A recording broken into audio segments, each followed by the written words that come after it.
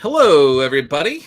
It's Friday, so I figured I would catch up with people. The next couple weeks are going to be very busy, especially on the iconic comics front. So I wanted to make sure that everybody was up to date on what's going on. I see Rob is already here, says, "What's good, guys? What's really good?" It's good to see you, Rob. Thanks for tuning in. So, yeah, like I said on Twitter, you've had a long week. It is time for some rest. And we got young Reginald Crane here. The Vietnam days. He's going to pull guard duty for everybody this weekend while you get some rest and relaxation. You're going on a short leave. Have some fun. Come back. There's a lot of intel. There's a lot of information coming out about iconic comics in the next few days. So, some stuff I could talk about, some stuff I can't. It's a surprise. And I think you're going to be pleasantly surprised. Literally, right before I came on here, I saw a video clip that was sent to me that's iconic comics related that was rather hilarious in a good way. So people will be seeing that, I would guess, next week sometime, maybe Tuesday or Wednesday, not sure. But I don't think Tim and the others would mind me saying that. Just there's a video coming. There's a little promo video that is quality. Pretty cool. Baz, thanks for tuning in. Bianca, thanks for tuning in. So anyway, thanks again to Matt Weldon for doing Soul Finder Volume 4, which is on its way. The more I think about it, the more I think I might pull the trigger on the Kickstarter campaign for Soul Finder Volume 4. I had a brief talk with Tim about it, and I think it's the right thing to do. So I think I'm gonna take my time here and get that organized, and we'll see when we could get that out. So I think I was saying last week there's like 25 pages to be colored left, and then it just has to be lettered. And then once it's lettered and it's complete, then I'm good to go. So but I don't want to launch a campaign if I'm going to do that until I know the book is done, and I can make sure that I fulfill everything on time when I say I'm going to do it. So it's got to be done right. It's got to be sharp. It's all buttons, all zippers zipped, that sort of thing. So, all right. So today I was thinking there's not really that much I want to talk about, but I did want to make sure that I hit up the Black Ops Volume 6 and Omnibus 2 campaign. There's a sign-up sheet. Most people that are going to be watching this have already backed the Common America books, Black Ops, Soul Finder, all of that. So you know about it, but the iconic X Antarctic Press, the crossover, it is very, very good. I read it. I know I'm biased, but I'm telling you, I've tried to strip out my emotion. I've tried to look at it objectively. It is a good book. Just continues the track record of Tim and Mark of releasing good books. Speaking of which, Tim was mentioning on Twitter or X, whatever you want to call it these days, that this is the Common America 8 campaign has fulfilled, and it is the 16th consecutive campaign that has been fulfilled with no hitches, nothing weird going on, nothing, major fell through the cracks, or nothing even really minor. But, if you have a campaign, you're sending out literally thousands of books to people and merchandise and all of this, there's going to be something here or there, random people, but nothing in a way that would be really worth spotlighting, where anyone who doesn't like Tim and Mark would be like, gotcha, I gotcha, aha. Now, actually, this is funny now that I'm thinking about it. That one day on Tim and Mark's 20th campaign, there's going to be some sort of hiccup. And people that have been waiting for years for them to just screw up or drop the ball or whatever, you're going to be like, I told you these guys, they were bad dudes. They were bad dudes, not bad dudes in the way the old NES game way back in the day, Bad Dudes, which was actually a pretty fun game. No, they're going to be like, I told you they were bad dudes. Yeah, they did 20 campaigns and they screwed this one up. Everything I ever said about them for years is true. These guys suck, man. No, but seriously, congratulations to Tim and Mark and the Iconic Comics fulfillment team. I wish I could just like call them out here, but the guys and gals down in Texas that are shipping these books, getting them packaged, literally thousands of books per year now. They do a great job and they're super dedicated to what they're doing and they take everything very seriously, very professional. This could not go off without a hitch if it wasn't for the teams down in Texas that were doing their thing and working very, very hard. So if you're listening, you know who you are. Thank you for that. So, all right, boom, got that. Talked about the Black Ops Volume 6 campaign. Iconic Comics is going to North Carolina. If you are in the area, if you're in the area of Raleigh, you want to go to North Carolina Comic Con, we will be there. If you know anybody that's in the area that might want to pick up something for you or might be interested in Iconic Comics, again, check it out. Appreciate that quite a bit. Also, I want to say thank you to the Spore Hacker for continuing to spread the word about Soul Finder. I guess he has a Soul Finder Volume 3, Soul Finder Infinite Ascent review that's coming in the near future. And I guess this is a little preview that I put together with some relaxing music. So thanks, man. I really appreciate that. And also, I would like to see if I could find it in here. N.R. LaPointe, if I'm not mistaken. Mark, Soul Finder babies. Here we go. N.R. LaPointe, thank you. Recently calling out Soul Finder for his Halloween boost. Now, I don't want to get too religious on you, but I'm going to tell you a quick little story, and you can make of it what it will. Maybe you're just like, it's just a coincidence, Doug. But anyway, the other night, I guess October 13th, it was late at night. I was going to bed, and I usually say my prayers before I go to sleep. And I was like, you know what? I'm gonna say a little prayer to my guardian angel. And I was like, hey, I have been not so good about talking to you lately, and I apologize for that. And I am going to make amends for that. I'm gonna be talking to you a lot lately. Gonna be praying. And I was like, listen, here's the thing. I was like, if you could help me out getting the word out about Soul Finder, I would really appreciate it.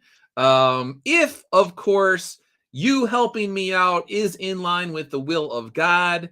I don't want you to do anything. Obviously, I would never, you don't want to ask to do something that is not in concert with God's will. But if it is, can you please help get the word out about Soul Finder and we keep the momentum going? We could work together on this.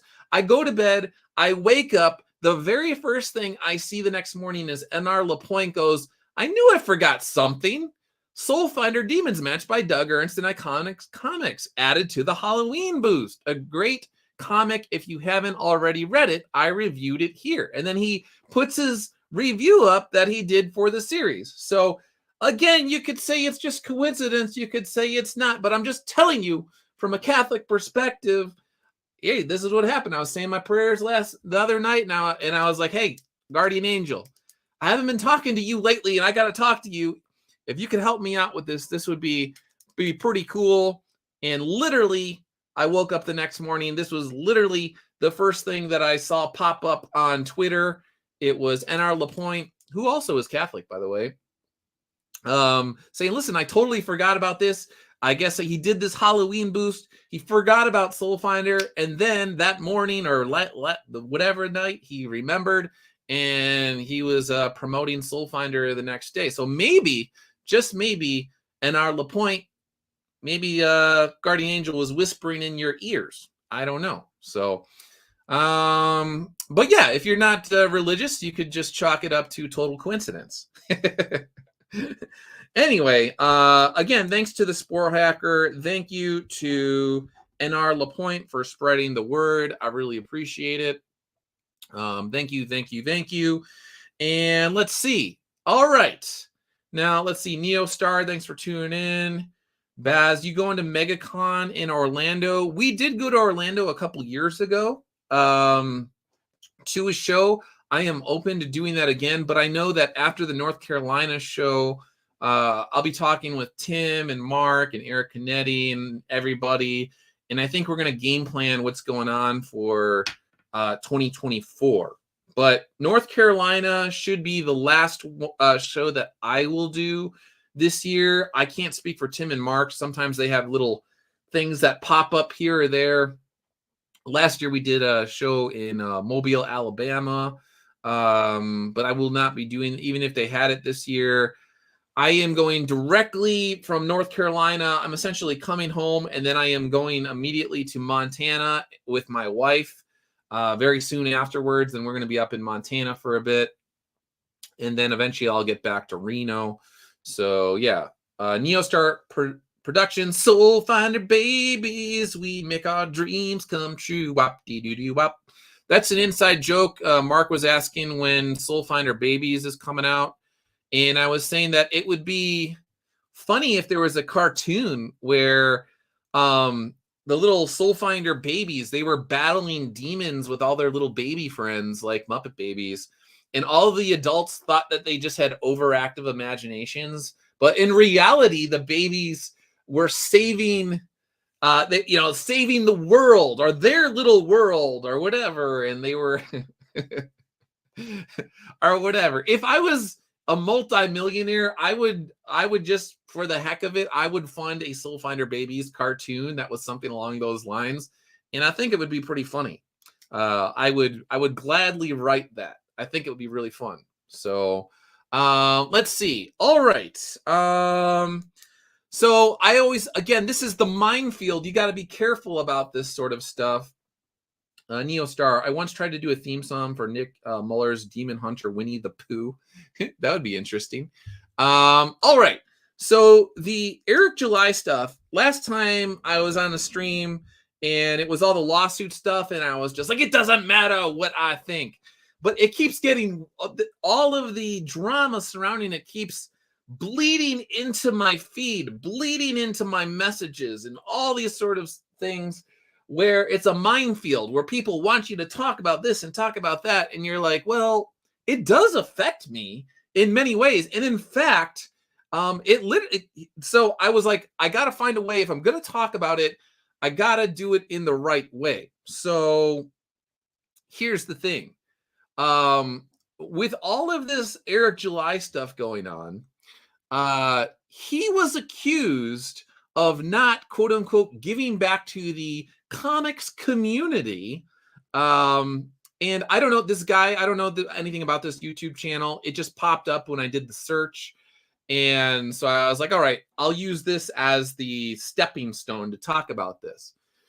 And so I have also been accused multiple times for multiple years of not caring about the quote unquote comics community. So I was like, okay, that's a thread where there's a tie in there together, and I could actually talk about that. So if you dig into this, I'm not going to get into all the details. If you want to dig into it on Twitter, if you want to dig into it on YouTube, you can find out these people that I'm talking about. But essentially, he was accused of not fulfilling this unspoken obligation, or maybe just obligation. I don't know. Obviously, the way that he was accused, it was clear that these creators wanted to use his platform to get the word out about their stuff.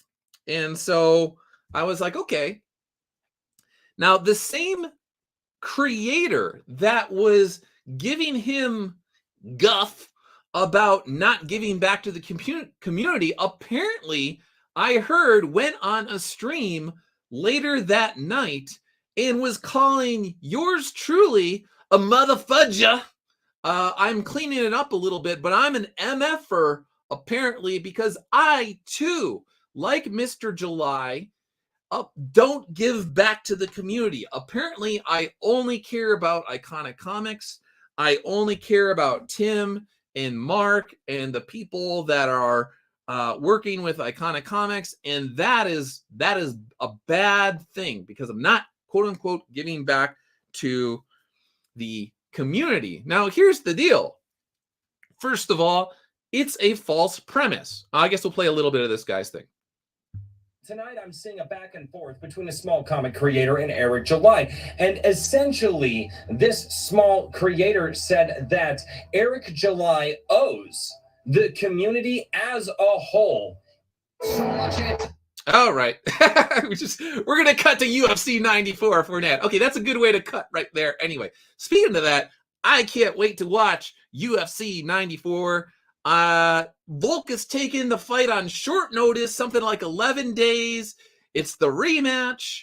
The first fight was really, really good here, and can't wait to see it. But I digress. All right. So let's see here. Anticipation for this fight. Islam Makhachev has all the skills.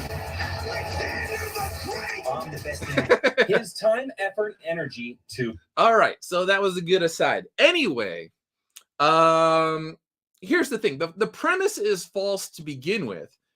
I have helped multiple creators in my own way over the course of years. People that have showed up in the comments section, who have talked about their books. If there's somebody who shows up on a regular basis and they act like a mature adult and they have a book and they mention their book at an appropriate time in an appropriate place, I'm happy to be like, hey, check out this. Hey, check out that. Hey, check out that. Similarly, privately, I talked about this last week as well. I've had people over the years, once upon a time, I used to do this sort of stuff. They would ask me about reviewing scripts or giving them feedback on concepts or ideas or this or that or the other thing. This is going back to 2017 and actually even before then when I was on my blogs, and I helped people, but I don't publicize it. So if somebody comes to me privately and they ask for something and I give them help, and I don't toot my own horn in public and they don't mention it, then what do you want me to do? It doesn't mean that I didn't help somebody. And going back to the Hut stuff, that's a perfect situation where someone came to me. They asked me to review their script. I didn't particularly want to do that because of all the times in the past, people have been like, they get your help. And here's the thing, the help is never enough. No matter, whenever you find people that are in transactional relationships, or that's the kind of things that they want, it's never enough. You could give them hours of your free time on the weekend critiquing their scripts. You could give it to them, and then they could be like, well, you didn't do this. You didn't tweet me. You didn't do a video that was exclusively on my book. And then they get mad at you, and then they lie about you, and then they do all these things. We could keep going back in the time machine. I critiqued the first draft of Red Rooster back in the day for Mitch Breitweiser. And then when I launched Soulfinder Demons Match and my campaign was ongoing, everybody who watches this stream regularly knows once upon a time, Kelsey came out and was like, F Doug Ernst. And then Cecil was like, with the rusty instruments. I should be sodomized, apparently, for the crime of releasing Soulfinder Demons Match with Timothy Lim. And then I went to Mitch and Kelsey and was like, hey, guys, maybe you shouldn't do that. Maybe going after my campaign with Tim when we launch is not really cool, especially since when you came to me and asked me to critique Red Rooster for free, I did it. And then magically I was accused of a giant conspiracy to bring down Allegiance Arts. I was accused of trying to cancel Kelsey. So I have tried to help other creators in the past. And it seems like every time I critique scripts and give people professional critiques that I could charge a lot of money for, they somehow eventually end up bashing me and lying about me and saying that I suck and I'm the worst person in the world and all this sort of stuff. And it's just like, okay, so you say I'm not giving back to the community. Every time I keep to try to give, quote unquote, give back to the community, somebody slaps me in the face, or they put a shotgun in my face and they blow my face with their rhetorical shotgun. So it's at some point in time, after, again, there are people that have come to me privately over the years that have asked me for help. I help them, and then I see them bouncing around the internet, and every time somebody talks some crap about me, they're egging it on. They're egging on. Oh, that's another one. Speaking about it, so the creator who is going after Eric July on that guy's stream. So I'm sitting there in bed with my wife and I'm playing Zelda Tears of the Kingdom before I go to bed, blah, blah, blah, blah, blah, blah, blah. And then I hear about this guy. Check it out. There's a guy in the comments section. I'm not going to call him out by name, but there was a guy in the comments section who was egging it on, right? That guy, he literally contacted me on LinkedIn like a year and a half, 2 years ago. I didn't know who this guy was. He contacted me on LinkedIn and was like, "Hey, Doug, I know you live in Reno. Would you mind if we got together and we talked about comics and crowdfunding and all of this sort of stuff, yada, yada, yada." I don't know who this guy is. He could be a serial killer for all I know. But he reached out to me on LinkedIn, and I was like, you know what, dude? We could work it out. If you're remotely close to Reno, you want to go to Grimaldi's, which is right by the comic shop, Omega Frog Comics, which is now closed. It has closed since then, but there's a pizza shop where I've done pizza and comics for the longest time. I was like, if you want to meet me at Grimaldi's Pizza right by the comic shop, we can talk about comics. We could talk about crowdfunding. We can do that, dude. Sure, I'll make it happen. Okay, sure. All right, total stranger. I could go to, and I did it in a public place also because I didn't want to wind up in the trunk of a car when some guy sticks a knife in my back. But actually, speaking about sticking a knife in your back, this guy who contacted me on LinkedIn wanted to meet up with me for lunch to talk about comic books and stuff. And I, out of the goodness of my heart, I didn't need to do it, told him, yeah, sure, no problem. This guy, immediately when there was a giant smear campaign launched against me, egged on all of those guys. I watched him. He never even came to me and be like, "Hey, Doug, hey, guy who I asked to meet up and talk about comic books and crowdfunding and all this sort of stuff. What's your side of the story, Doug?" Nope, didn't do that. Nope, not at all. So yeah, you want to talk? It's all this stuff. I could totally out this guy. I could have went to my old LinkedIn stuff and just be like, "Hey, dude, remember this? Remember when you came to me?" Now you want to egg on the people that say that I don't give back to the quote unquote comics community? Yeah, shut the F up, dude. You want to call me a mother effer, a mother fudger? You need to shut the F up because all of you guys are little hypocrites and all of you guys are little backstabbers. I care about cultivating a relationship with Soul Finder readers. I care about cultivating relationships with Iconic Comics readers. I don't care about cultivating relationships with the coffee clutch or whatever you want to call it of creators who I got to win brownie points with people who hate my guts for whatever reason. They hate Iconic Comics. And that's the other thing. All these guys, they're like, Doug Ernst doesn't care about the comics community because blah, blah, blah, blah, blah. You notice, if you will notice this, whenever you see people dumping on me about my philosophy on what I'm trying to do with indie comics, they will often go out of their way. They will not say a word about Tim or Eric or Matt Weldon or Alejandro Mirabal or any of those guys. They don't go after the artist. They'll go after me, the writer. Why? Because, again, these are opportunists, unprincipled opportunists who really, really, really want to work with Tim and Eric and Matt Weldon and Alejandro Mirabal and any number of other artists who take part, the Kindred Heavens guys, Scott and Bryce. So they will go after me, the writer. They won't go after the artist. And because I'm the easy target, but that's okay.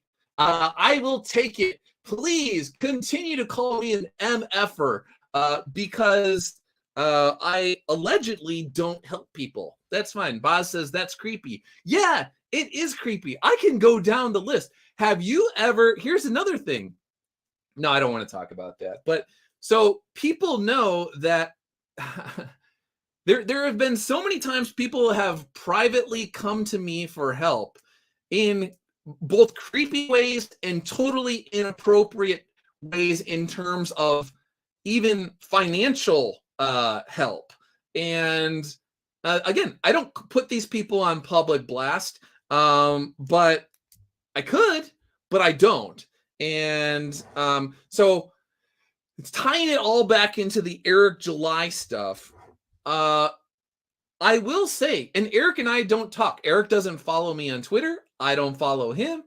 As far as I know, he doesn't really bring up Iconic. I don't really bring up Ripiverse. I haven't read his book, but I will defend the dude when it comes to people that say that he needs to give promo to random creators. Oh, that's the other thing. So here's the thing. Let's come up with a hypothetical scenario for you, shall we?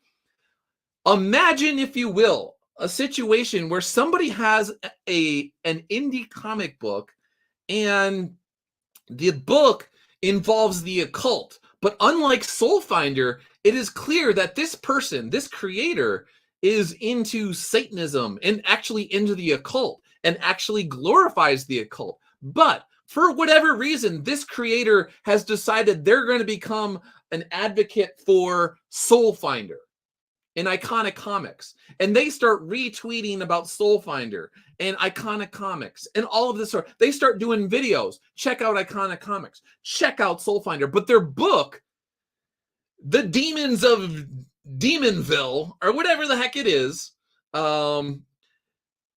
it's not in line with my values. It's clear from the panels I've seen and the stories and whatever, it glorifies the occult and it glorifies Satanism. Now, according to this rule book, where you got to give back to any creator that promotes your stuff, I would be the bad guy for not promoting a book that encourages Satanism and the occult, all because some guy promoted Soulfinder. Because it's a you scratch my back, I scratch your situation. It's a transactional relationship. And once somebody starts the transaction, whether I asked for it or not, I'm completely doing my own thing. Then I have an obligation to somehow promote a book that is against my values and against my worldview. No, I reject that completely. I don't go around begging people to promote my work. I just say, hey, if Soulfinder looks like it's up your alley, if you want to read Soulfinder Babies, no, if you want to read about Vietnam tales, if you want to read about combat veteran exorcists, check it out. The thing is, readers don't expect a lot from you. I know that sounds weird. Some creators would be like, what are you talking about, Doug? No, readers just want quality stories. Readers want beautiful art. Readers want their books in a timely manner when they order them. Readers want you to be a man of their word. Those are simple things in the grand scheme of things. Is do your best to give them the thing that they ordered when they ordered it. And yes, there is a grace period if you have problems here or there or whatever. But for the most part, all the reader is asking you to do is give them the thing that they ordered, and they're asking you to make a good faith effort to give them quality stories and beautiful art. And if you do that, they will reward you. They will do the heavy lifting for you in terms of promotion. They will continue to spread the word across the internet.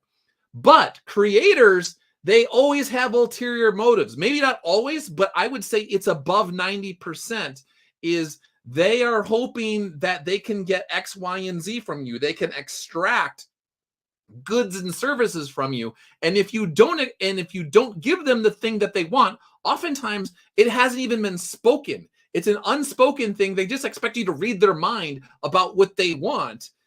They get upset at you. So they have a whole laundry list of things that they want from you that a lot of times they haven't even articulated. And then they get mad at you for it. So it's a whole other can of worms. And I have said, I don't want to deal with it. So if you're somebody like Tyler Carpenter who shows up in my stream here or there and is like, hey, Doug, how's it going? Yeah, Tyler's got a book out. Yeah, check it out. Tyler's got a YouTube channel. Check it out. Oh, actually, speaking about that, Tyler's got a book, The Cthulhu Mysteries or whatnot. Okay, so yeah, check it out. But here's the caveat on my part that actually ties into what I was talking about. I believe that I saw that he has not safe for work covers, or they're like topless covers with like women on it or something along that. That's not. I am never going to buy something with the not safe for work covers on it. I have creators that I've backed them in the past. They do the not safe for work variant covers. I personally don't want to buy those things. And in fact, I don't really want to even point people in the direction of that. So it's an awkward situation where, okay, Tyler has always been nice to me and he's been cool and he has never expected anything from me. He has a campaign out, but I also see that there's a not safe for work thing. What do I do in this situation? How do I traverse that, tightrope or whatever the heck it is? So if I don't point people to his current campaign or whatever, am I the bad guy? Or am I allowed to just try my best to figure out what's in line with my principles? So I don't know. There's one guy, again, I'm not talking about Tyler here. On a regular basis, I will get emails for books and they have these not safe for work covers. And I'm just always thinking like, I'm like, you know who I am. And I know it's like a mass email on some level, and I probably should just like unsubscribe, but it's just like, why would I buy this? You know who I am. I'm not going to buy that. I don't want to buy that. So, but apparently in the current indie comics environment, I just have to support whoever it is if they support Soul Finder. Even if they're not a reader. A lot of times these people, they're not even readers. They're just like, and I think that's weird. If I am promoting something, it's typically because I have seen enough of the work to know that it is good. I'm putting my stamp of approval on it and saying, hey, I think this is cool. I think this is quality. I think you should check it out, because I don't want to lead people down a dead end path. I don't want to do that. So if I haven't seen enough of the book itself, I know the creator, I know their past work, I know what they're capable of doing, I know what they have done in the past, and I know that there is a high probability that this person is going to come through and it's going to be quality. Because it would be a statistical aberration. It would be a statistical outlier if this person didn't continue to do the thing that they've done consistently over the course of many years. So again, my point of view on indie comics is definitely not the same as a lot of these people. Boz, there's not many honorable men in this scene. So I have found that a lot of times you have people that they are doing indie comics as a side gig, and in their current life, they oftentimes have trouble. They're in a precarious situation with their bills. Maybe they're living paycheck to paycheck. Maybe they don't have a lot of money saved up, but it is their dream to do indie comics, and they want to get their indie comic out there, and they want it to be a success, and they are desperate for it to be a success. And at the end of the day, they look at it like, you know what? If I got to throw, so-and-so under the bus to realize my dream, then I'm going to do it. So money and the desire for money and the desire to get these things created and bring them out into the world, it oftentimes warps people's mind, and their behavior suffers as a result of it, because they will do anything to make sure that their project sees the light of day. And oftentimes they see things as a zero-sum game. They see it as, if one person is succeeding, that means that I am somehow being negatively affected. And they just have a screwy, again, zero-sum view of the world and the landscape. Paul, thanks for tuning in. I got introduced to Soul Finder through the crossover with Common America and Black Ops. Ah, cool, man. Appreciate it.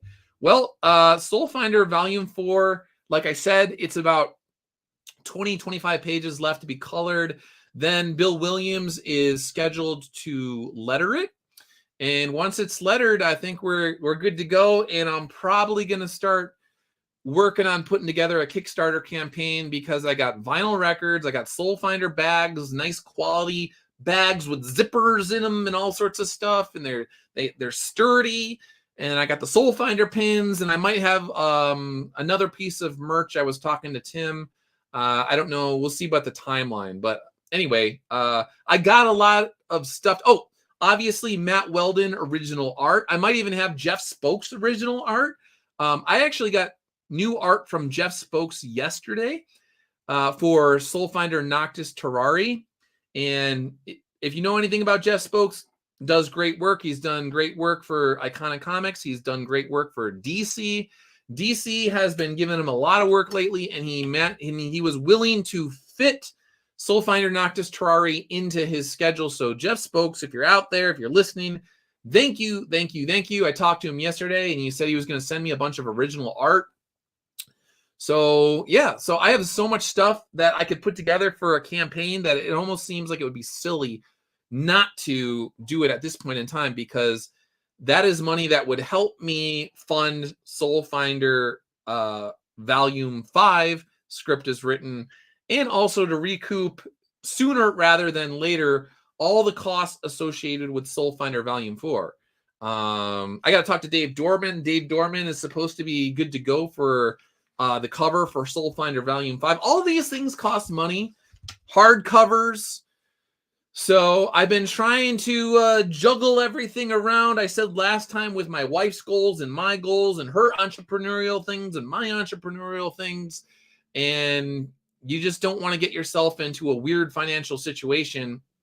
So I'm trying to figure out the best way to do that where we could all, my entire family can achieve their goals or have the best shot at achieving their goals.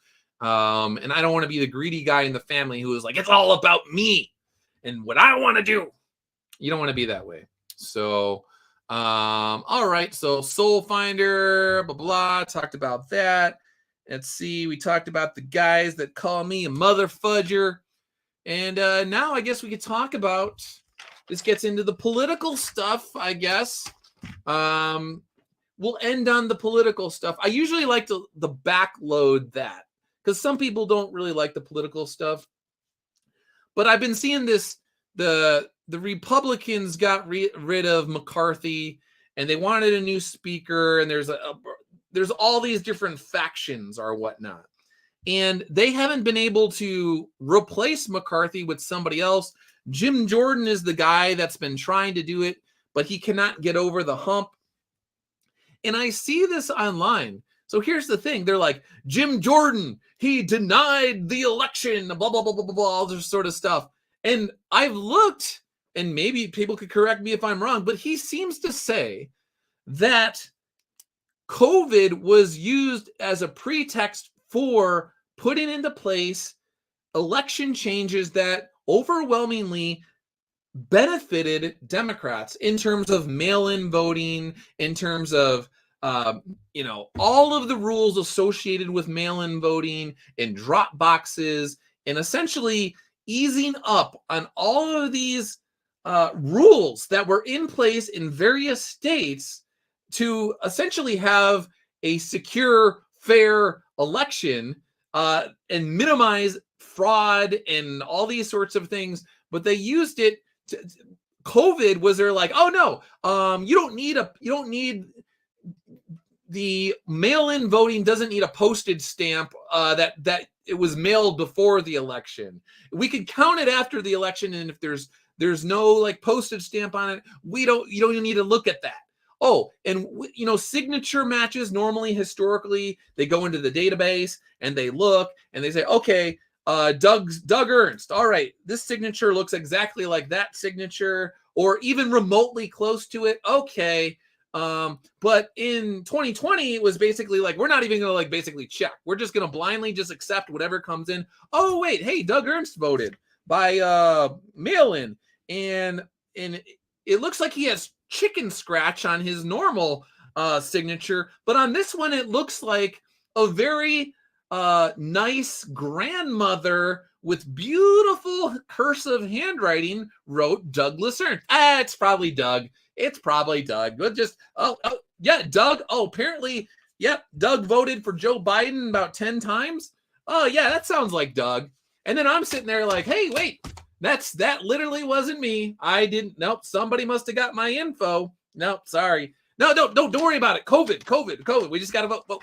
So, Jim Jordan apparently is the devil because he dared to say that COVID was used as a pretext for doing all sorts of shady stuff that clearly, if you look at all of the results, benefited Democrats. So, yeah, but he's the bad guy for that. We don't want to vote for that guy. We want to vote for and you have all of these people. They're losers, but they're losers who are winners with other losers in gerrymandered districts. If you don't know what gerrymandering is, I don't know, where everybody is who's watching right now. Basically, you have people in districts where they have been, created over time where you cannot lose, whether you're a Democrat or a Republican.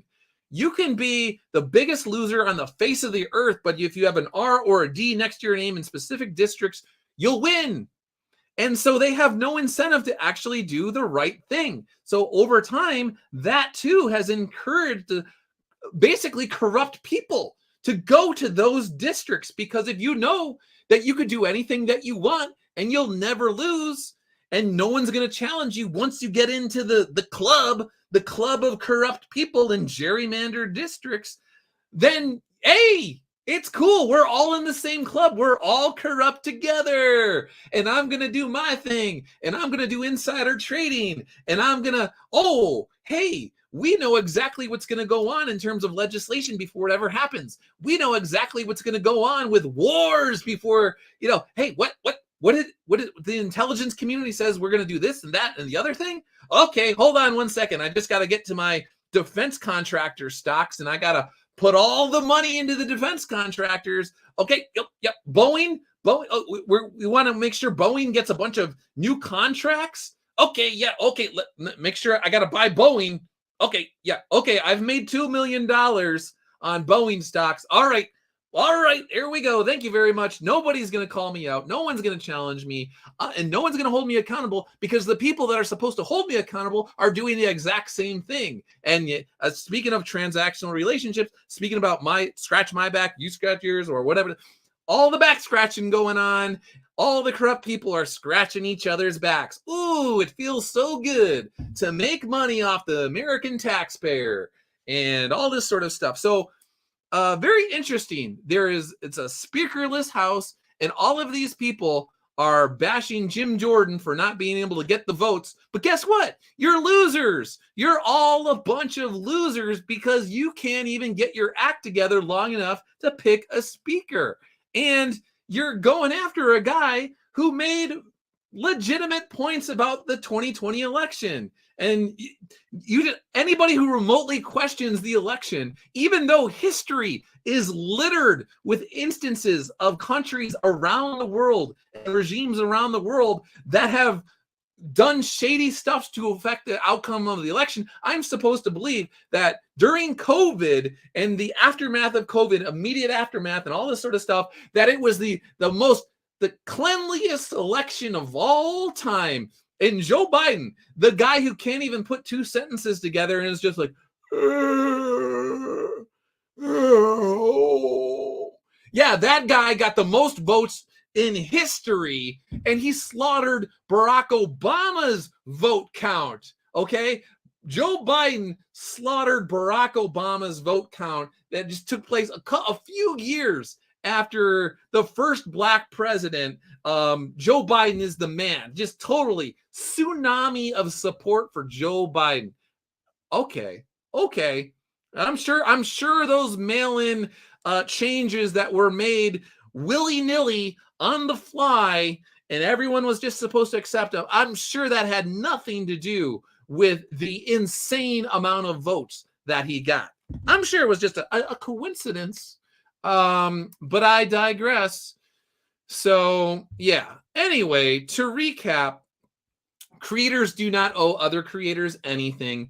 If somebody has a large platform and they want to give you a shout out, that's great. If they have a large platform and they don't give you a shout out, then you probably shouldn't cry about it, okay? And you probably shouldn't be trying to encourage people to have some sort of weird socialist communist kumbaya situation where it's like, no, all these guys that have the goods, you gotta spread the wealth around.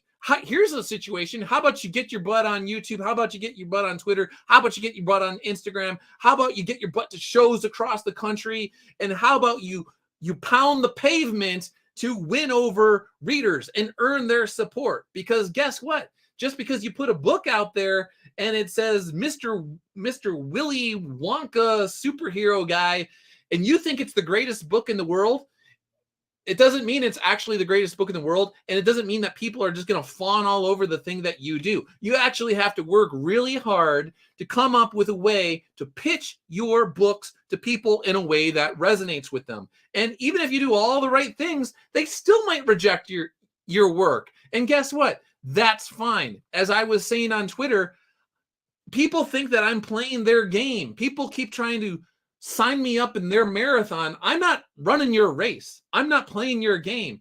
I got an audience of one, and it's God, or the triune God.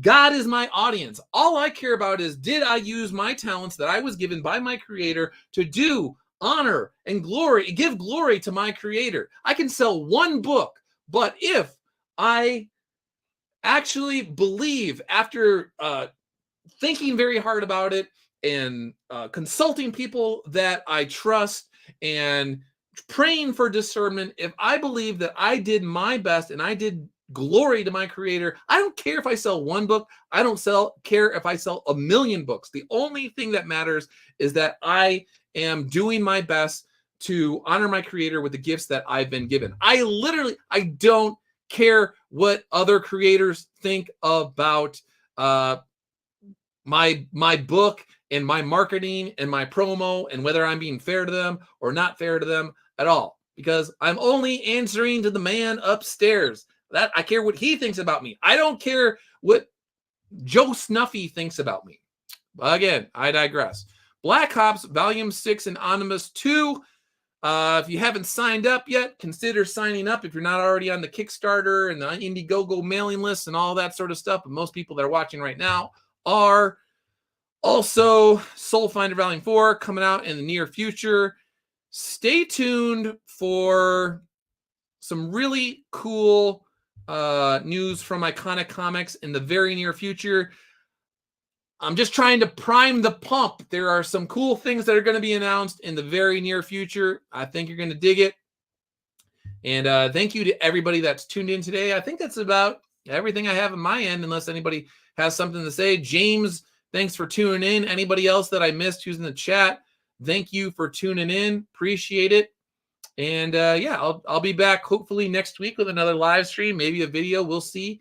Just waiting to see what news kind of pops up there. But regardless, thank you for your support over the years.